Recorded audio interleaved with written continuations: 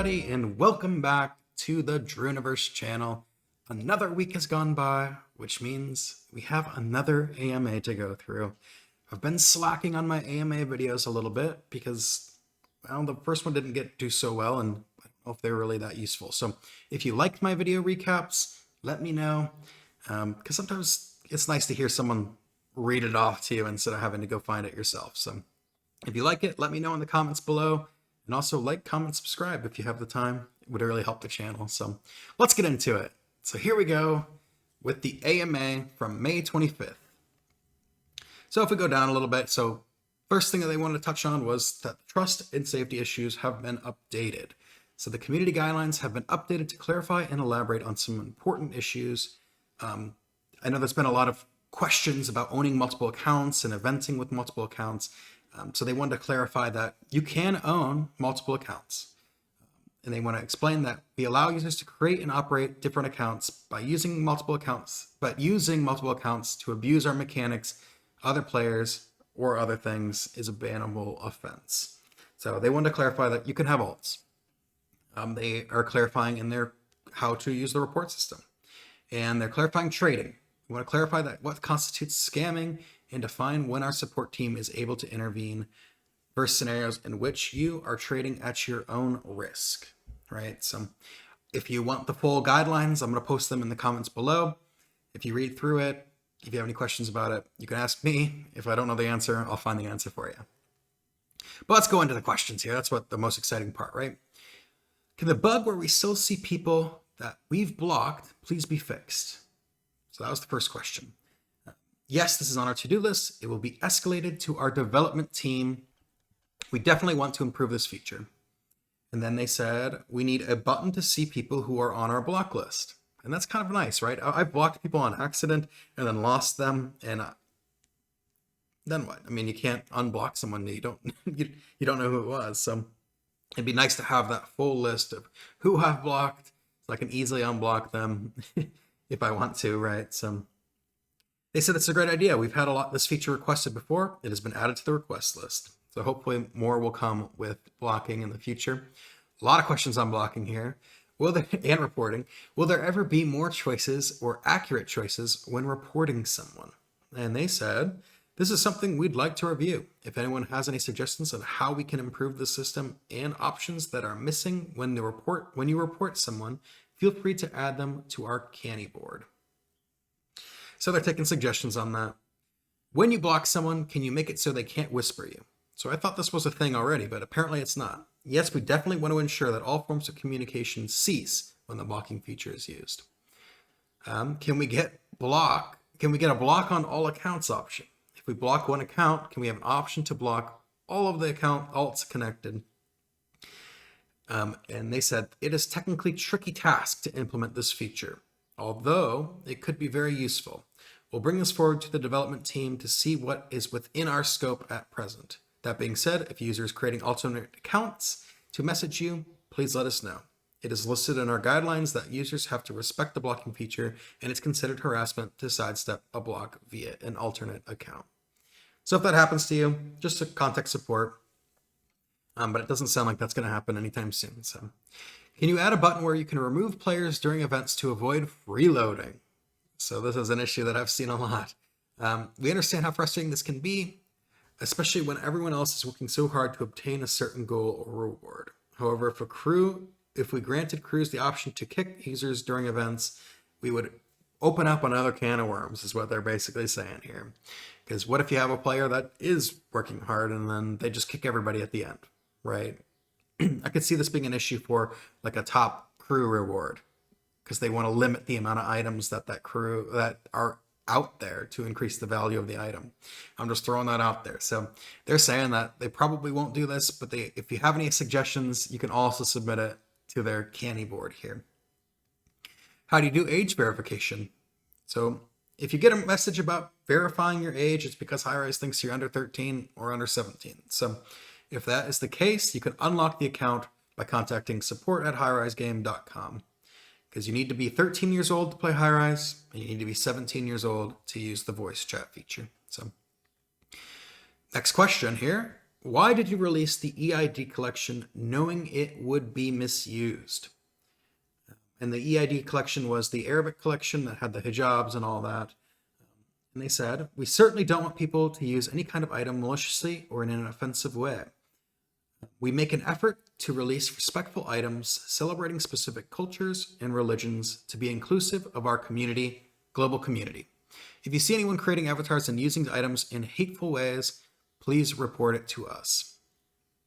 So, it's a complicated issue, right? When you release an item, players can use it in any way they want, right? So you never know what's going to happen, but you don't want to not release those items just because, representation is important in a game. And if you want to be yourself in the game and represent yourself that way, you should be able to do that. So it's a complicated issue. How are we going to step up and ensure consequences for those participating in hate speech over mic in the Dutch server? We said we don't allow hate speech of any kind on HighRise. If we see it and it's reported to us, we take action.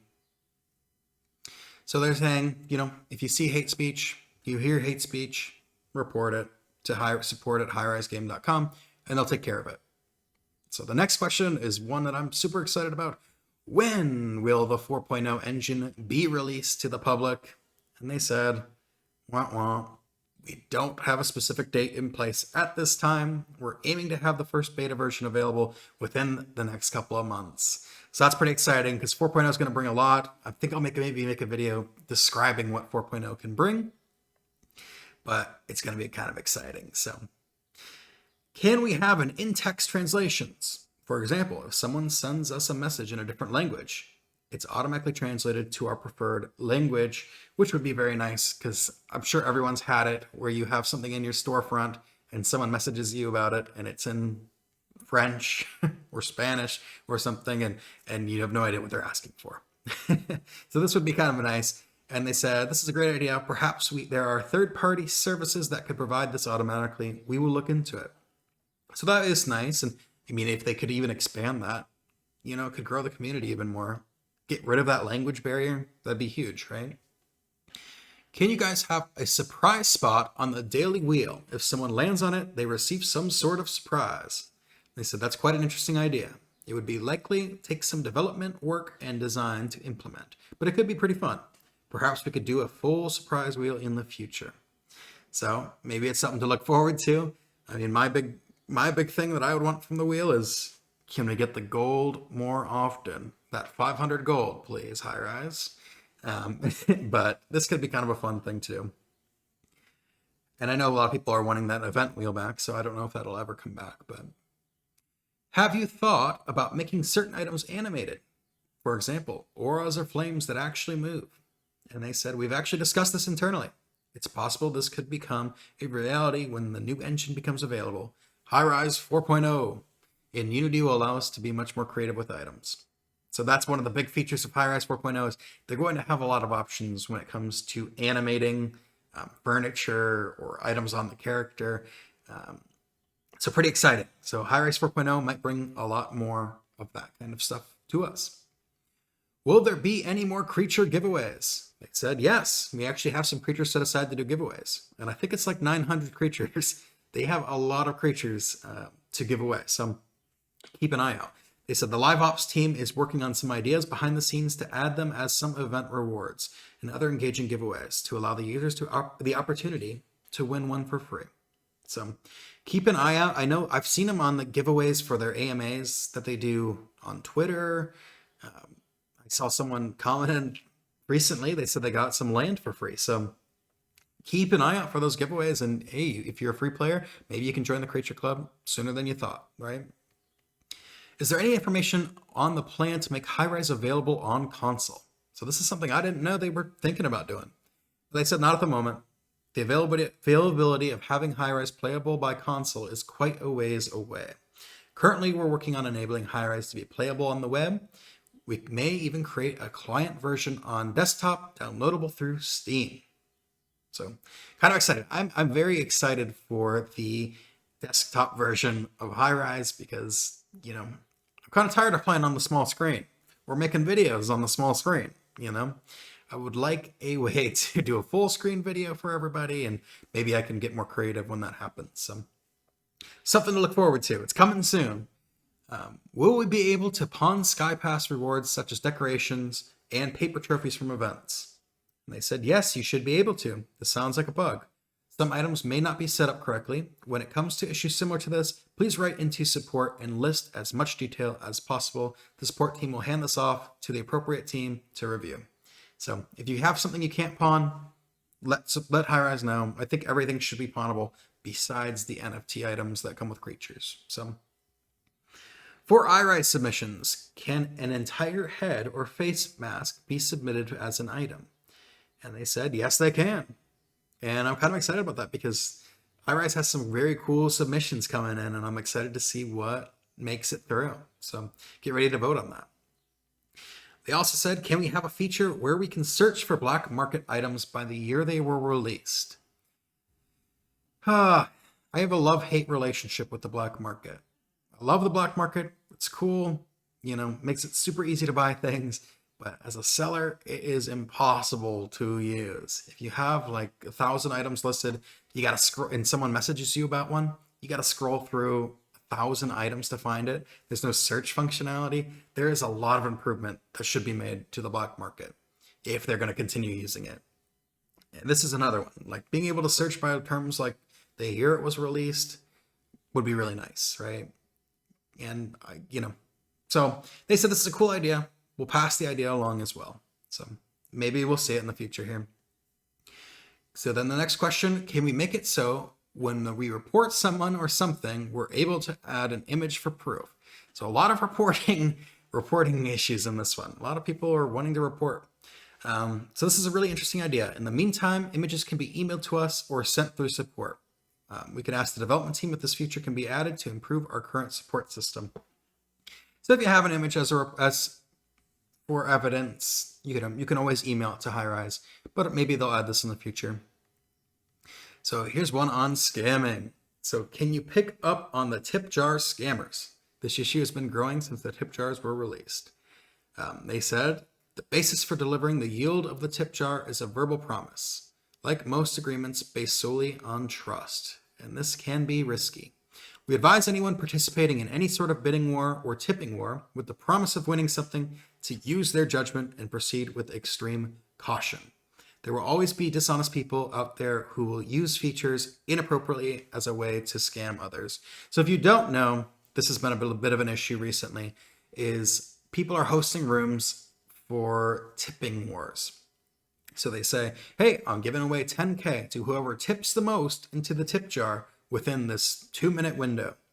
And everyone tips. And sometimes they're honest and sometimes it works. Or sometimes they have an alt account that outbids everyone at the last second.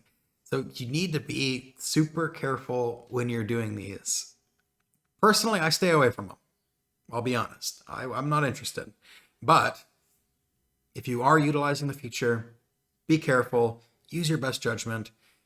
HighRise, the next comment HighRise makes, I actually really love. They say, oftentimes when we release a new feature, the team has an idea of what we're hoping the feature will accomplish. Usually though, the community creates something totally different and interesting with it. And we love that. This is why we're developing better tools for building experiences. As a company, we can't match the volume and variety of creative ideas that the community collectively discovers. So they're saying they like the idea, and they like that we create new things with their tools. It's exciting, right? But sometimes it can be used for evil. So if you're creative out there, use your powers for good. The next comment, the tip jar is an example of this phenomenon. It was meant to be solely for tipping. However, the community is creative. It has been used as a tool for running auctions or hosting giveaways. If it is being used as a way to deceive or scam people, definitely report the players, and we will do our best to handle it. In order to take action against scammer, we need proof, so we encourage users to provide as much detail as possible when reporting. So if you are the victim of one of these scams, make sure to report it, but please just be careful. Anytime that someone is promising something but you're not doing it within the trade window, be wary because people out there are trying to scam. So just be careful. For the art team, Can UDC rules be posted 1 week prior to submissions? Artists need time to design and self-promote. So they said, this sounds like a good idea. We'll bring it back to the team. So maybe possibly more time for the art. And the last question, will there be new furniture? And they said, yes. For now, Skypass will hold interesting new furniture each month. We're actually working on a new basic blocks and building supplies to add to the shop as well. These are expected to release soon, so keep your eye out for that. And the Skypass thing is pretty exciting. There's been some cool furniture added, and I'm excited to see what else comes, because the new Skypass comes in, 3 days or something? So pretty exciting, and that is it for the AMA for the week of May 25th. So if you have any questions, comments, concerns, leave them in the comment section. If you like these kinds of videos, if you like my AMA recaps, let me know, because I'll keep making them if people like them. I just am not sure how useful or how much they'll be utilized. So if you like them, let me know. Please comment, subscribe, like the video. It helps the channel, and I will see you in the next video. Have a great day, everybody.